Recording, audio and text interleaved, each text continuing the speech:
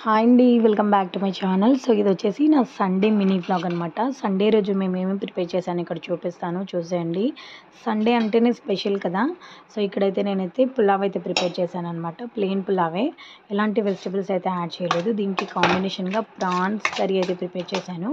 So, చూడండి ఎంత బావుందో. టేస్ట్ అయితే అల్టిమేట్‌గా ఉంటది. సో, చాలా డేస్ అయింది ప్రాన్స్ ప్రిపేర్ చేయక. సో, ఈరోజైతే ఇంకా మా హస్బెండ్ అయితే 1 కేజీ అయితే తీసుకొస్తే, సో, దాంట్లోంచి హాఫ్ అయితే కుక్ చేసి హాఫ్ అయితే స్టోర్ చేశాననమాట.